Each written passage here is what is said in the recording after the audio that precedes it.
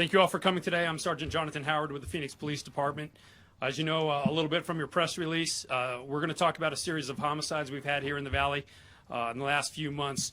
Joining me today is Mayor Greg Stanton with the City of Phoenix, Phoenix Police Chief Jerry Williams, Glendale Police Chief Rick St. John, Avondale Police Chief Dale Nanagay, Special Agent in Charge Michael DeLeon from the Phoenix FBI Field Office, and Special Agent in Charge John Durastanti from the ATF Phoenix Field Division.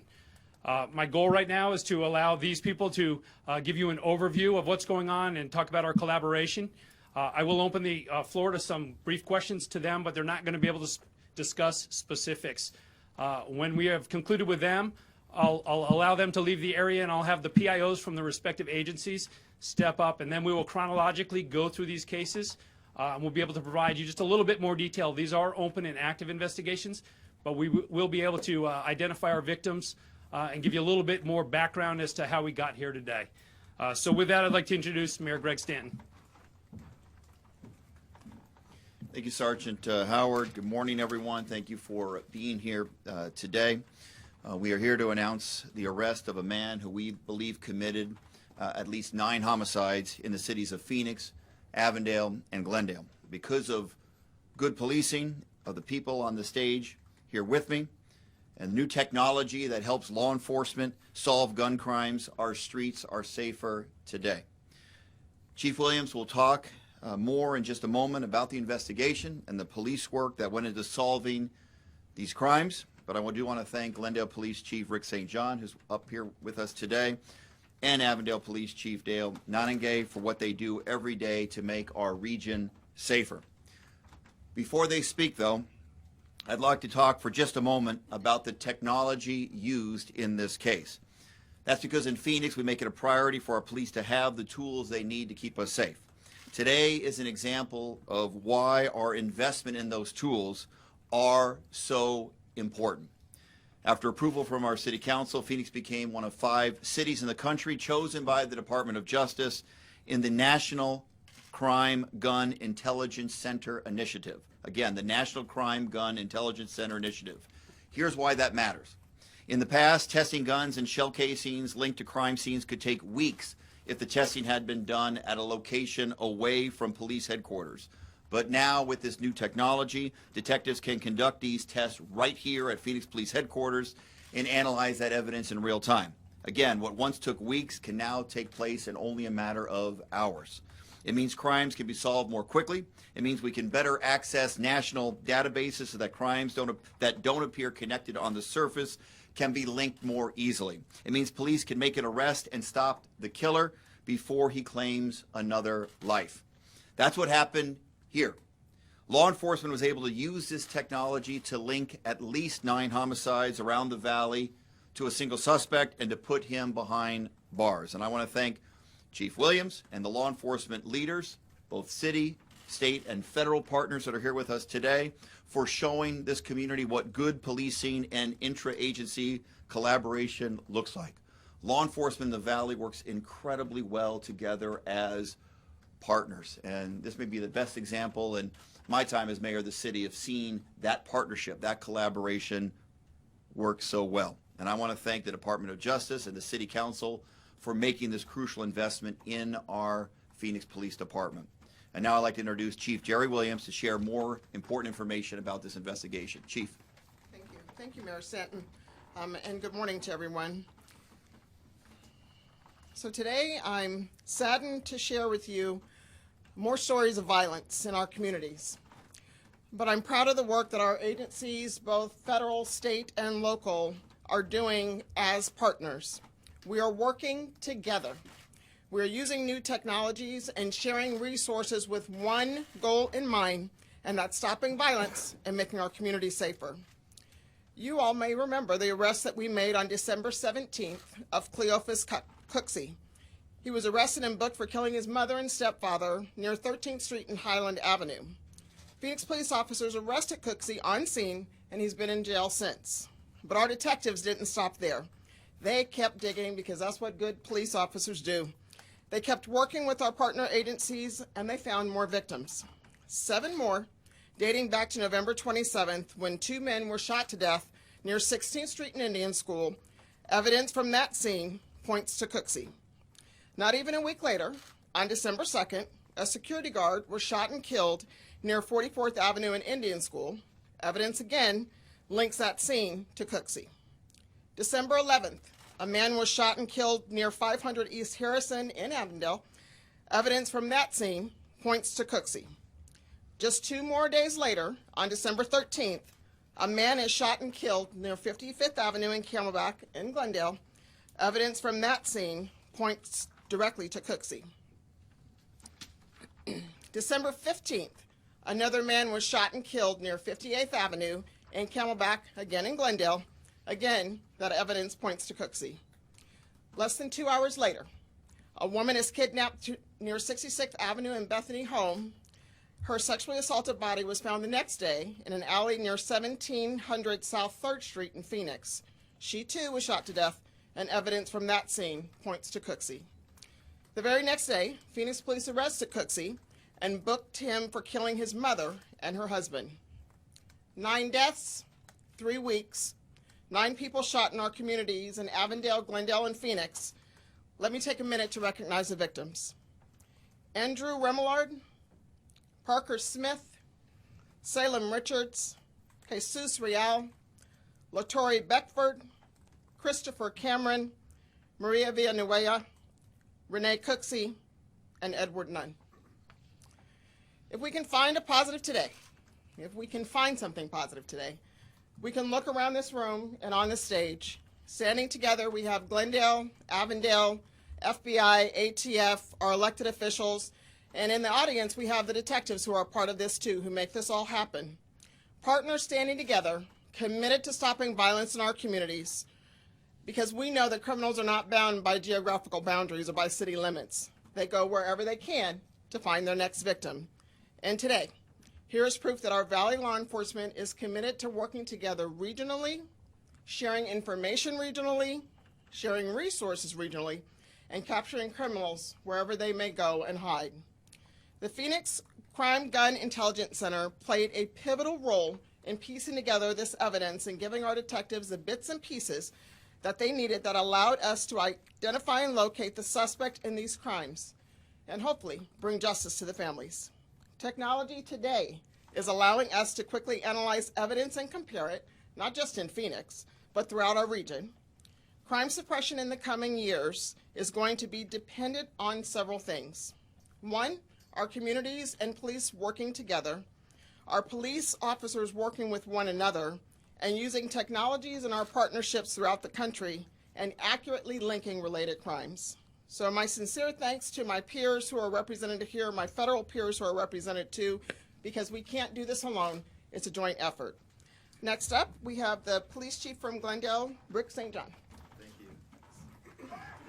Well, good morning, everybody. There's a couple of things I want to say about this investigation that I think are very important things that we need to focus on. Number one, tragedy doesn't bring law enforcement together.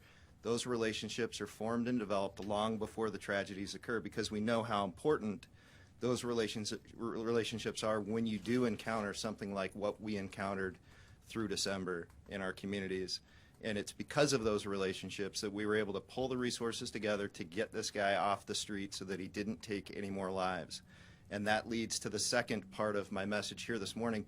At the end of the day, what this came down to was a patrol officer answering a call for service and doing the right things.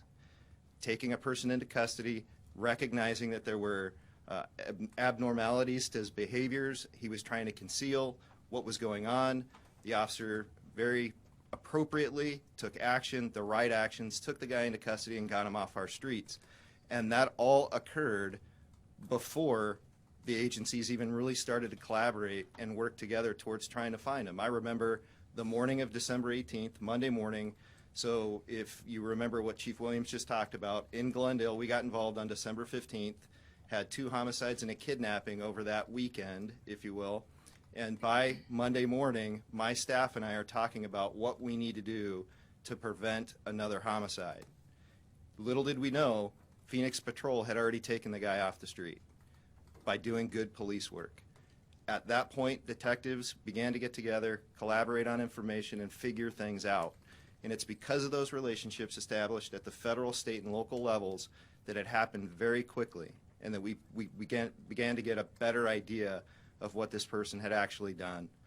I appreciate Jerry Williams for reading the names of the victims, because that is another very important piece. Our community's lost 9, 10 people as a result of this guy's behavior. I'm just proud as heck that he's off the streets. Couldn't thank our federal, state, local partners enough. So thank you for your time and listening. And now I'll turn it over to Chief Nanigay from Avondale. Thank you, Rick. I'll keep my comments very brief, but as one of the smallest agencies probably involved in this investigation, I just wanted to state how important it is for us to have the resources and the cooperation available to our community to help us work these type of cases. If it wasn't for Phoenix PD, Glendale PD, our federal partners, this case would be very difficult to solve. And I think it's just testament of the good work of the men and women that in law enforcement do this every day, and goes on behind the scenes. This cooperation is keeping our community safe and doing the right thing out there to put the bad guys in jail. So with that, I'd like to introduce the special agent in charge, Michael De Leon from the Phoenix FBI office. Good morning, everyone. First and foremost, the entire FBI organization sends our thoughts and prayers to those that we mentioned this morning, the unfortunate victims, as well as their families and friends of this crime. We also need to recognize this morning Avondale, Phoenix PD, as well as Glendale PD for the great work that those folks have done. The FBI's role in this was pretty much that of support. We've got a violent crime task force which is comprised of multiple agencies, federal, state, and local, from out the valley that, as we've mentioned here, collaborate, work together. And that is what occurred here on this case. Those same folks participated in doing assessments as well as intelligence, providing intelligence to the case, which helped bring this to a closure. And then finally, what I want to make sure that I do is thank everyone, meaning the community itself, for what they have done in terms of their participation in this. And then I don't want to forget our behavioral analysis unit, our BAU, which has also provided assistance in terms of intelligence, behavioral patterns, and trends. So with that, I'm going to turn this over to Special Agent in charge of the ATF, John Durstani. Thank you. Good morning. Firstly, I would also like to convey our condolences to the victims of these senseless acts. Second, let me also commend the leadership behind me and the work that they do day in and day out to support the people on the streets serving the public. It's because of the tenacious work of the investigative team that this individual, this predator, is in custody, and no other victimization will occur by his hands. ATF is proud to be a close partner with the Phoenix Police Department and our NIBIN site partners. It was less than a month ago, I think, we got together a Crime Gun Intelligence Steering Committee with representatives across multiple agencies and the U.S. Attorney's Office and the County Attorney to discuss the importance of crime gun intelligence. So these agencies have come together, and I'm happy to facilitate some of the equipment and discussions, but really it's a devotion on these leaders to provide the assets necessary to collect these shell casings and get these shell casings into our National Integrated Ballistic Information Network, or NIBIN, that'll allow us to link these crimes together.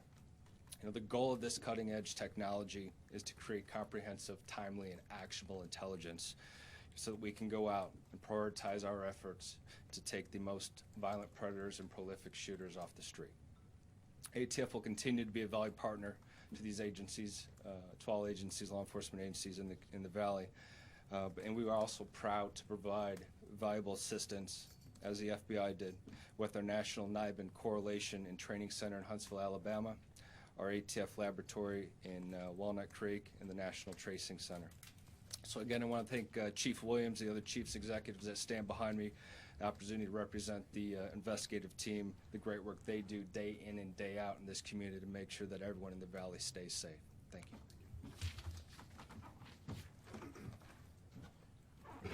Before I excuse this group and bring up the PIOs to talk about each individual incident, are there any questions for this group of leaders? All right, thank you.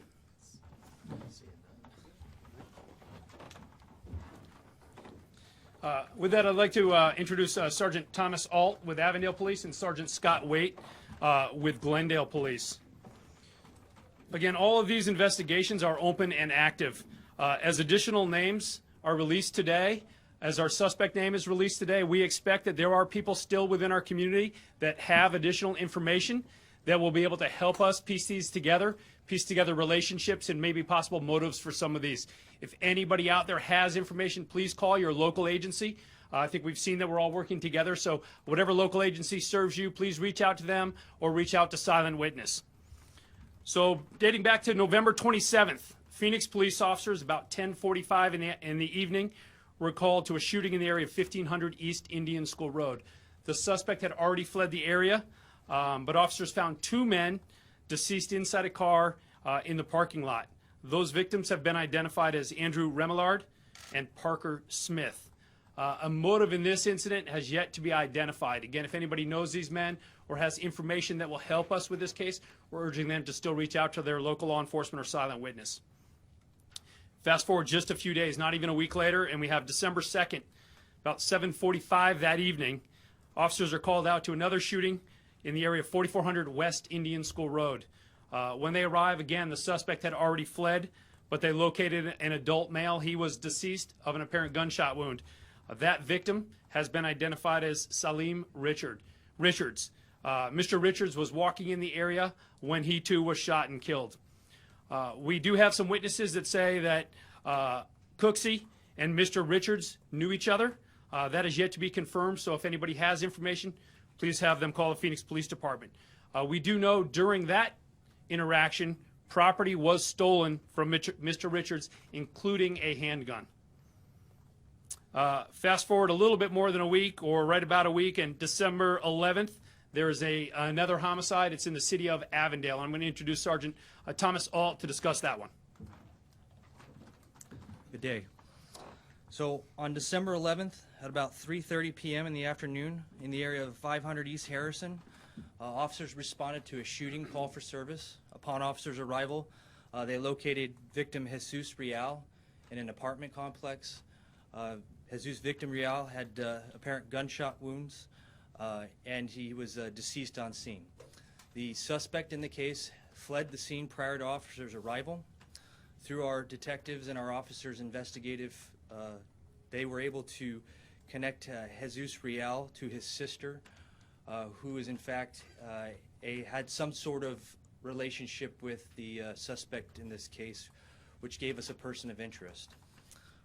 Through that, our detectives continued to investigate what happened by collecting evidence, physical evidence, through forensic science and witness statements. We were able to develop probable cause for Mr. Cooksey in this case.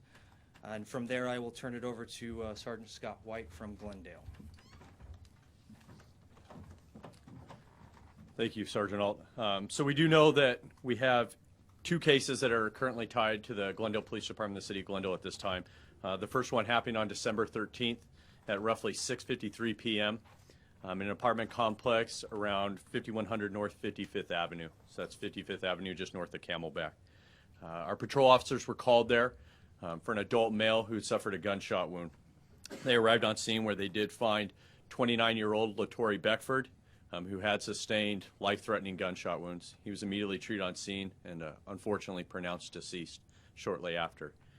Brief description that we got was an adult black male, thin build, dark clothing, possibly a blue bandana over his face. As the investigation unfolded between our detectives and the patrol officers on scene, we gained information that Cleophus Cooksey, who went by an alternate name at the time, or a nickname, was in the complex earlier and possibly had some kind of contact with our victim. We're still unsure as to the exact motive at this time for that homicide, but between statements on scene and from witnesses, as well as the forensic evidence, we did establish probable cause to charge Cleophus Cooksey in the murder of LaTorre Beckford.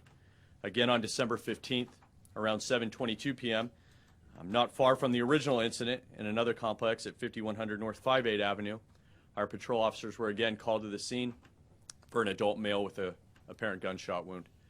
They arrived on scene and found 21-year-old Christopher Cameron, who had sustained gunshot wounds. He was still alive on scene, was transported for immediate care, and was again unfortunately pronounced deceased shortly after. Through that investigation, we began to understand that Christopher Cameron was brought to that area or came to that area to make a drug transaction with our suspect. And through witness statements, through cell phone records, through forensic evidence, again, that's been laid out, we did develop probable cause to charge Cleophus Cooksey in the unfortunate death of Christopher Cameron. I'm going to turn it back over to Sergeant Howard to talk about the next incident. I am aware that there is ties to the city of Glendale, but we're, again, proud to partner with the city of Phoenix, and they have taken the lead on the next investigation involving Maria Villanueva.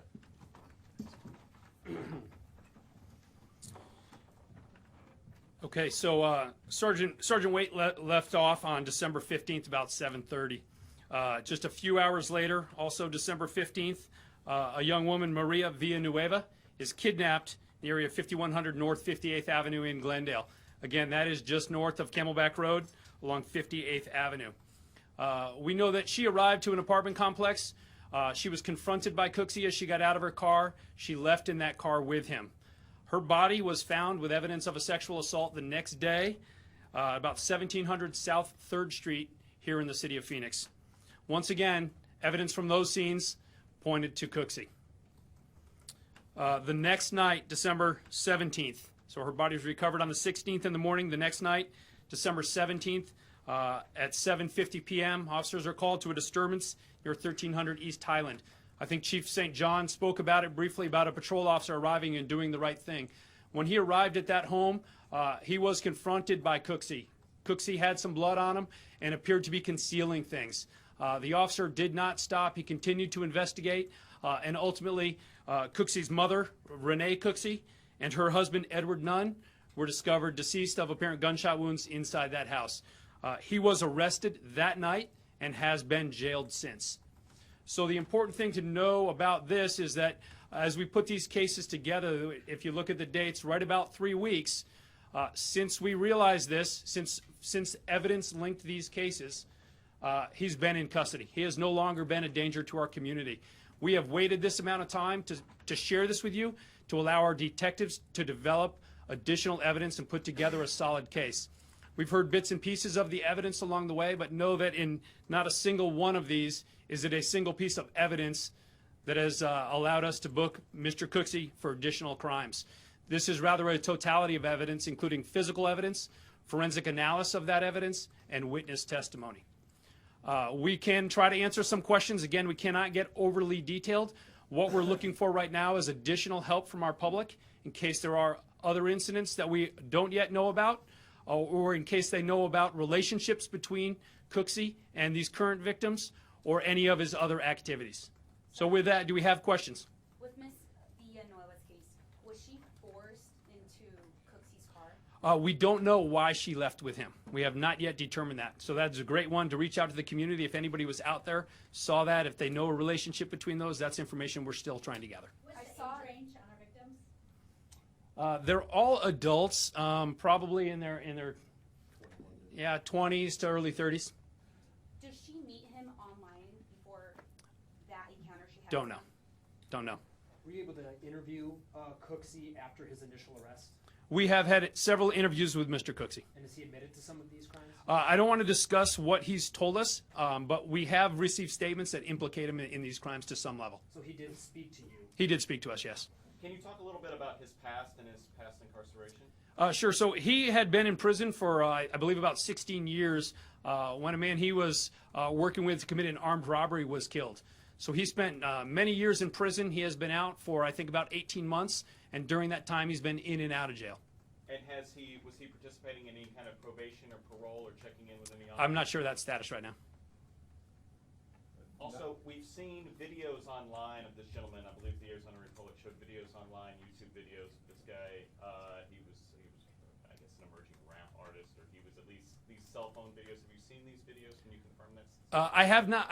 Have not heard him, but I do have some information that he is an aspiring music star. So it certainly would lead me to believe that's accurate.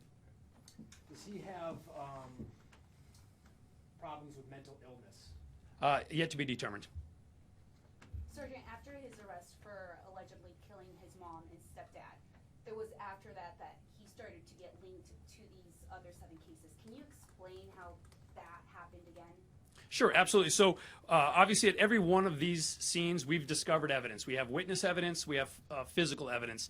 As we were able to analyze that evidence, and I think the value in this case is the speed in which we're now able to do that thanks to our new equipment, we began to see correlations between the different crime scenes. And it was that evidence that provided that one missing piece of the puzzle, or that early piece of the puzzle, that allowed us to then gather other pieces that we were getting from witnesses and other physical evidence that was being gathered, other background information that we were receiving, and put together solid cases. And I'm just trying to understand how it was sooner that he was arrested up until he killed his mom and was found at her apartment. How it wasn't sooner? Yeah, how was there not some sort of a lead on him sooner? Sure. So to solve 9 homicides in a period of 3 weeks is outstanding. Homicides and many crimes occur throughout the world daily. And the suspect takes steps to avoid detection. He flees the area. So it's not often that we have the ability to gather this evidence this quickly and do it. It's not surprising. In fact, it's actually outstanding that we were able to do it this quickly. Investigation of this type certainly take a long time. How long has Phoenix been using this new technology? So we've been using it for several years. The benefit we have right now is the availability of the equipment here at our station. So I think the mayor was talking about the difference between several weeks to several hours. And we've just been able to improve our processes so that forensic analysis of physical evidence can occur at a much greater rate. I realize that there's not a lot of serial killers to look back on, but it seems like these cases happen very quick after each other. The time frame in which all these killings happen was a lot less than we usually see from people who do multiple. Between this one and our serial street shooter, I agree. Absolutely right on that. I think as we leverage new technology, we're going to be able to link other crimes, not only to this suspect, to other suspects. So I think it's a trend that we're going to see develop even more in the future. But was it bizarre to you to see somebody do these killings so quickly, one after another after another? There's no indication that the 2 men are related, so it may be a coincidence. It's always surprising to me that you have an individual that can kill one person, let alone 9. But I'm talking about this person in particular, the one who was arrested. The fact that all of these murders happened in a very short period, in a 3-week period. Does that seem? Absolutely, it should appall every one of us in the room that he managed to kill 9 people, period, let alone in such a short period of 3 weeks. John, nine victims is pretty prolific, and in the space of 3 weeks, that sounds as much like a frenzy as this guy really went on a killing spree. Do you guys have any idea what may have triggered this? So each one of these has individual circumstances. We know there was a relationship, ex-girlfriend's brother. We know there was drug indications in one of them. With Miss Maria Villanueva, we don't know what that correlation was. With other ones, we have witnesses that are identifying a relationship between the suspect and his victims, but yet to discover what kind of started this entire spree. Why in this short time frame is he going and settling all these scores? Again, homicide investigations take a long time. All of the investigators with Phoenix, Avondale, Glendale have been working extremely hard and have pieced together 9 in 3 weeks. So some of these questions are going to take a little bit longer. And this technology that you're talking about, basically it links ballistics on all of these shootings. That's a piece, correct? but remember that's I one understand piece of the one puzzle. piece, but Sure. obviously that's a significant piece. It is a ballistic link for all of these crimes? There are ballistic links between all of these crimes. Now, I'm kind of getting to that. When he was talking about the frenzy, when you see all of these victims, I know you have some idea of maybe drug indications, brother of an ex-girlfriend. Do you know in the majority of these cases what there may have been a motive, or is the motive still pretty uncertain on most of these? Sure, we have working theories, but we're still looking for the community to come forward. We actually need people to come out and tell us about prior contacts between the victim and a suspect, about prior relationships. Even since today, I've seen some of these names going out. We are already receiving calls from new witnesses, and we want to continue with that trend. And then another question is, Are those all mug shots, the victims' pictures there? Are they all No, they're not. do you think that there are more people he's killed that you have not yet identified? I think it's absolutely a distinct possibility, and a concern of our investigators. How far can this technology look back? Since you've used this technology to capture him for these crimes, can it look back even farther to see if he's linked to other crimes? It can, and we're continuing to do that. So remember, we need to start with a piece of the puzzle and then expand from there. It's a lot like fingerprint technology. We have your prints or we don't. If we get them down the road, we can begin to link things. So we may see things develop in the future. You were when he was released from prison? I think it was about 18 months ago. I don't have exactly. You could check with DOC. You know where he was staying though or living? I don't. We understand that he had a gun and then he stole another gun from Mr. Real. Right. Do we know what types of guns those were? I'm not going to disclose that at this time. What charges have been recommended, and what's the process going forward for recommending additional charges? So our detectives early this morning did two things that I think are phenomenal. One is they met with the victim families to make sure they heard it from us first, so they didn't have to see the news of their loved one's death on TV. The second thing they did is they went back down to 4th Avenue Jail and rebooked him for 7 additional counts of first-degree murder, for an account of, I think 7 or 8 counts of being a prohibited possessor. We know he's a convicted felon, so he can't have a gun in the first place. Theft of a firearm, armed robbery, and sexual assault. So we have 9 total counts of first-degree murder. We have 9, 7 new ones, plus the 2 from that he was already in custody for. Can you read those charges again? I'll send it out to you. Okay, great. You said he was in and out of jail.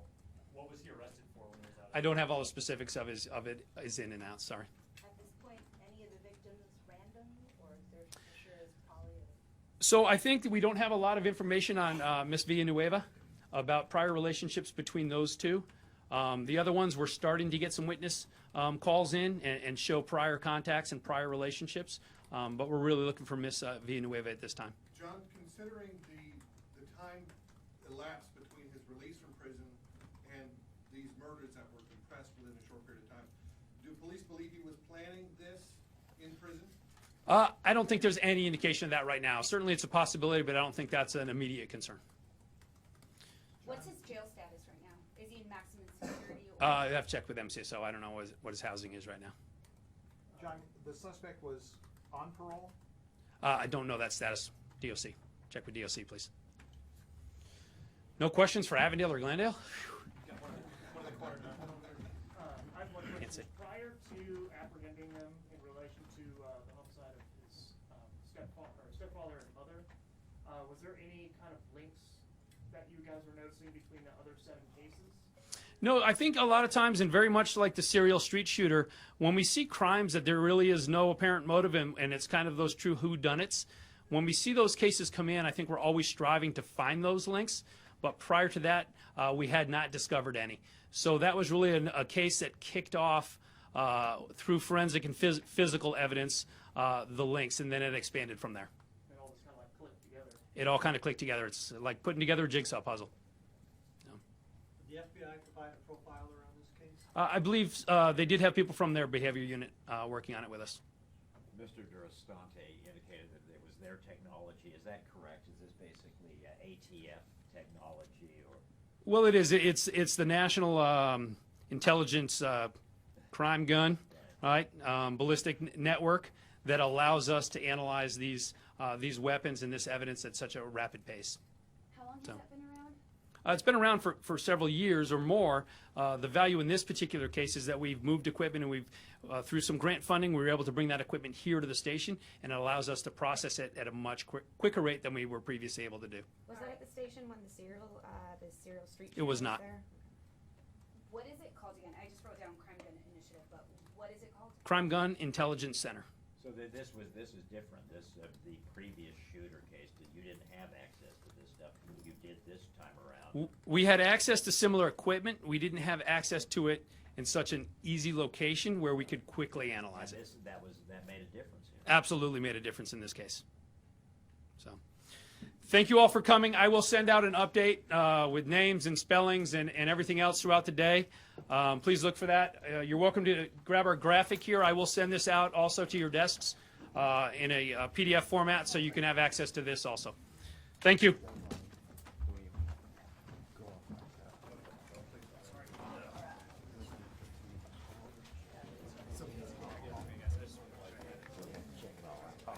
Sampling.